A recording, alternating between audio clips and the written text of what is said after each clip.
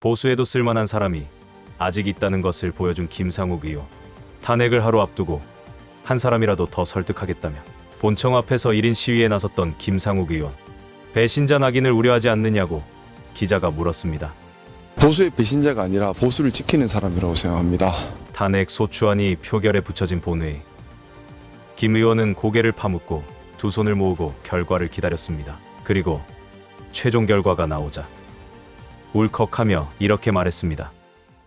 바람이 있다면 이번 일이 대한민국 민주주의가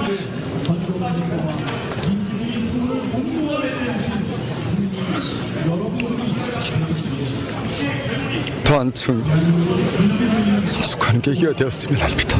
두 번 다시는 이런 일이 없었으면 합니다. 역사에 남을 제4차 본회의. 의석을 정돈해 주시기 바랍니다. 성원이 되었으므로 제4차 본회의를 개의하겠습니다. 의사일정 제1항 대통령 윤석열 탄핵 소추안을 상정합니다. 박찬대 의원 나오셔서 이 안건에 대하여 제안 설명해 주시기 바랍니다. 깊게 심호흡하는 박찬대 의원.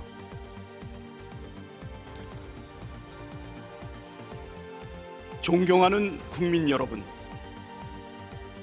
우원식 국회의장과 선배 동료 의원 여러분, 더불어민주당 원내대표 박찬대입니다.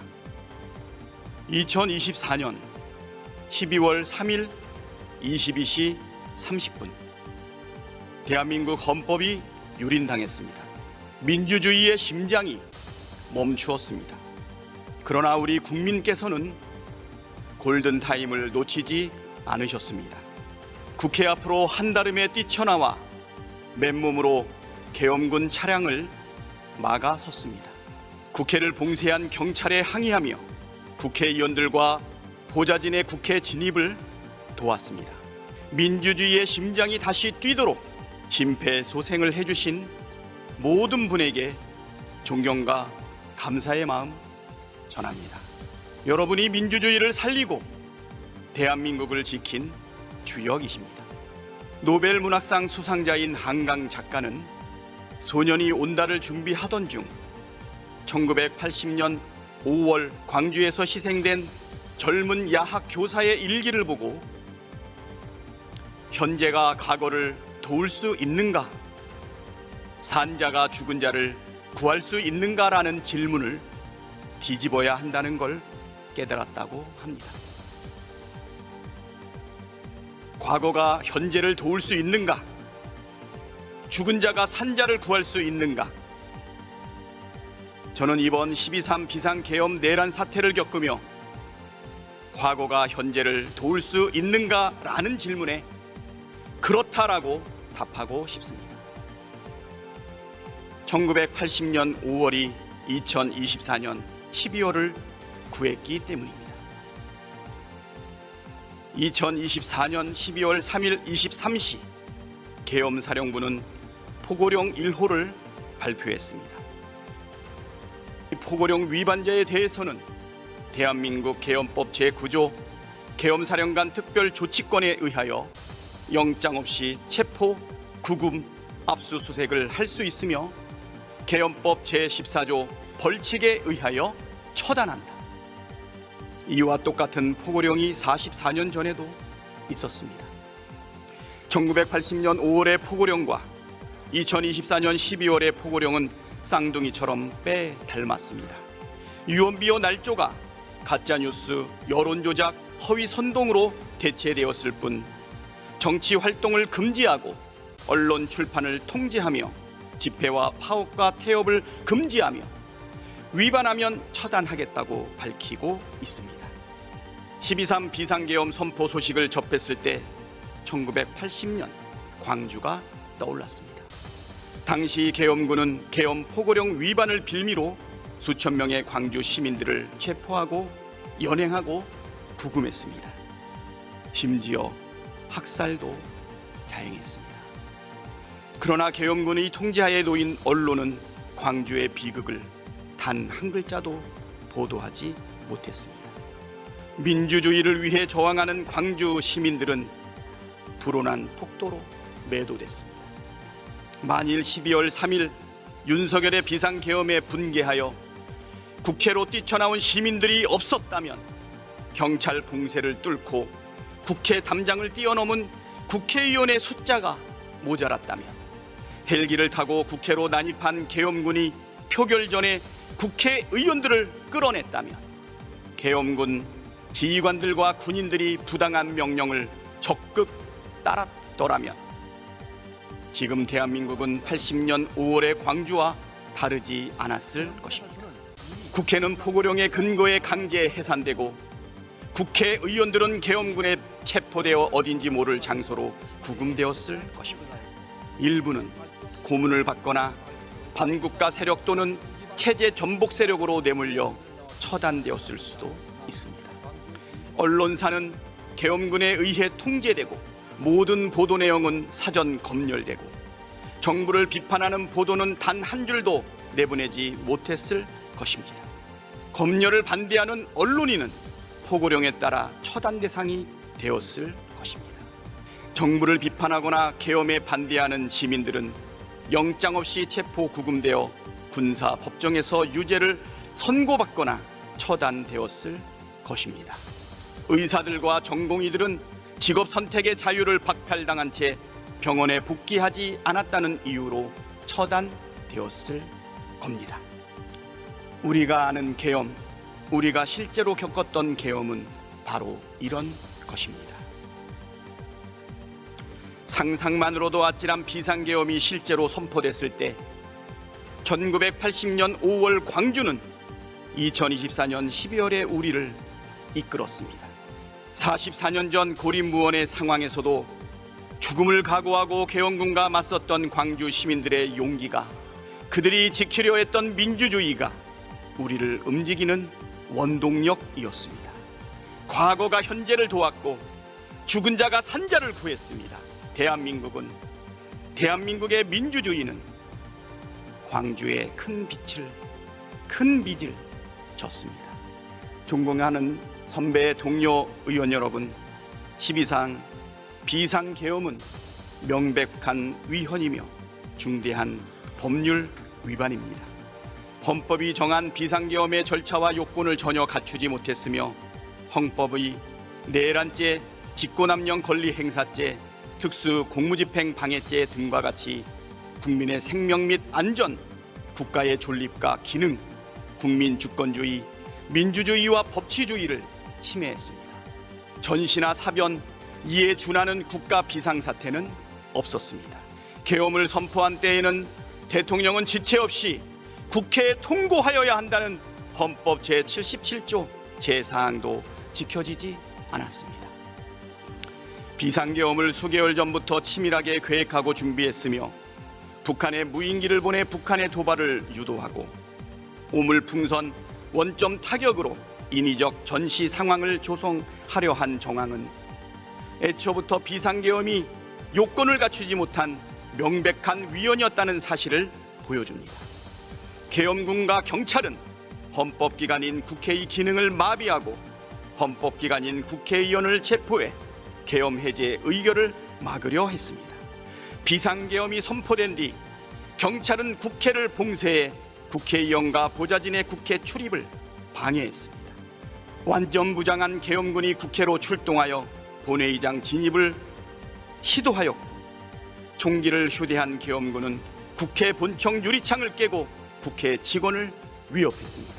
무장한 계엄군과 경찰은 국가선거사무를 총괄하는 중앙선거관리위원회 청사와 연수원 등을 점령하여 출입을 통제하고 당직자의 휴대폰을 압수했으며 통합선거인명부 시스템 서버를 촬영했습니다. 계엄작전에는 최정예 북파 공작원이 투입됐으며 계엄군은 체포될 인사들을 수감할 장소를 물색했고 법무부는 체포될 정치인과 언론인 등을 수감하기 위하여 장소를 마련하려고 했습니다. 즉 12.3 비상계엄 선포는 위헌 위법할 뿐만 아니라 대통령이 자신의 권력을 유지하기 위해 군대를 동원해 국민 주권을 찬탈하고 행정 권력뿐만 아니라 입법과 사법 권력까지 장악하기 위해 벌린 내란 행위입니다. 윤석열은 이 내란을 진두지휘한 내란의 우두머리입니다. 윤석열은 특수전 사령관과 수도방위 사령관에게 전화를 걸어 상황을 직접 점검했고 국회의원 체포를 직접 지시했으며 위헌위법한 포고령까지 직접 검토했습니다.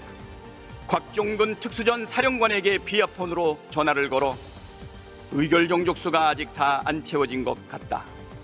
빨리 문을 부수고 들어가서 안에 있는 인원들 끄집어내라고 지시를 했고, 홍장원 국가정보원 제1차장에게 전화를 걸어 이번 기회에 다 잡아들여 싹 다 정리해 라며 국회의장, 국회의원 등 정치인, 전 대법원장 및 전 대법관 등 법조인, 방송인, 시민사회 인사 등에 대한 체포를 지시했습니다. 경찰이 장악할 대상 기관과 인물이 적힌 문서를 경찰청장에게 하달하기도 했습니다. 존경하는 선배, 동료, 의원 여러분, 12.3 비상계엄 내란 사태로 무너진 헌정질서를 바로 세우는 것이 국회의 책무입니다. 윤석열은 12.3 비상계엄 내란을 일으켜 헌정질서를 마비시켰습니다. 헌정질서를 파기한 윤석열을 탄핵하는 것은 헌정질서를 회복하는 길입니다. 국회는 헌정질서 회복을 위해 헌법이 부여한 권한으로 윤석열의 직무를 정규시켜야 합니다. 이 길이 비상계엄 사태를 가장 빠르고 질서 있게 수습하는 방법입니다. 윤석열은 정상적 직무 수행이 불가능합니다. 12월 3일 위헌위법한 비상계엄 선포와 12일 대국민 담화에서도 드러난 것처럼 극단적 망상에 사로잡혀 이성적 사고와 합리적 판단이 불가능한 상태입니다. 즉각 직무를 정지시키지 않는다면 또다시 어떤 무모한 일을 저지를지 알 수 없습니다. 당장 직무 정지시키는 것이 바로 국민과 나라를 위한 길입니다. 윤석열은 대한민국 최대 리스크입니다. 12.3 비상계엄 내란 사태는 우리나라의 경제, 외교, 안보, 국격에 큰 충격파를 가했고, 지난주 탄핵이 불발하면서 위기는 더욱 증폭되었습니다. 다시 탄핵안이 부결된다면 대한민국은 회생 불가능한 상태로 진입할 것이 자명합니다. 미국을 비롯한 전 세계 자유민주국가들이 대한민국의 헌정질서 파괴와 민주주의 위기에 대해 심각한 우려를 표명하고 있습니다. 탄핵안을 가결함으로써 대한민국의 헌정질서와 204표. 민주주의가 정상적으로 작동하고 있음을 85표. 전 세계에 보여주어야 기권 3표. 국민의힘 의원 여러분, 마지막 기회입니다. 역사의 문을 뛰쳐나가는 신의 옷자락을 붙잡으십시오. 헌법 제1조 1항 대한민국은 민주공화국이다. 제1조 2항 대한민국의 주권은 국민에게 있고 모든 권력은 국민으로부터 나온다. 헌법 제46조 2항 국회의원은 국가 이익을 우선하여 양심에 따라 직무를 행한다. 민주공화국 대한민국의 일원으로서 국민을 대표하는 국회의원으로서 국가 이익을 우선하여 양심에 따라 찬성 표결을 해 주십시오. 국가적 위기 앞에 당리당략을 앞세우는 것은 국민에 대한 반역이자 헌법상 국회의원의 책무를 저버리는 행위입니다. 엄중한 시국의 절박한 심정으로 호소드립니다. 대한민국의 명운이 국회의원 한 분 한 분의 선택에 달려 있습니다. 탄핵에 찬성함으로써 헌정질서를 파괴하는 자는 반드시 단죄받는다는 역사적 교훈을 남겨주시길 호소드립니다. 탄핵에 찬성함으로써 대한민국의 모든 권력은 국민으로부터 나온다는 헌법 정신을 실현해 주시길 호소드립니다. 탄핵에 찬성함으로써 대한민국의 민주주의가 굳건하다는 점을 세계 만방에 보여주시기를 호소드립니다. 고맙습니다.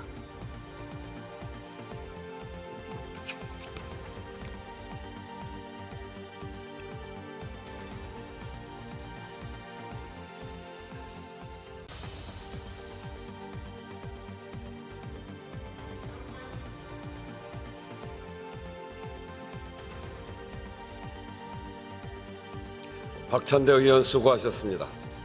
무기명 투표 방식으로 표결하도록 하겠습니다.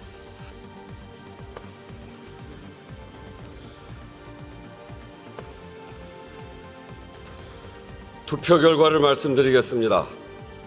대통령 윤석열 탄핵 소추안은 총 투표수 300표 중 가 204표, 부 85표, 기권 3표, 무효 8표로서 가결되었음을 선포합니다. 오늘 회의는 이것으로 마치겠습니다. 산회를 선포합니다. 탄핵안 통과는 여당이 지고 야당이 이긴 것이 아닙니다. 비정상을 정상으로 바로잡는 첫발을 디딘 것입니다. 탄핵안이 통과되고 여야 어떤 의원도 웃음 짓지 않았습니다. 국민들에게 안도의 한숨을 내쉬게 했던 시간이었습니다. 위기를 기회로 만들어 왔던 우리입니다. 국회 앞에 모였던 우리 모두는 대한민국입니다.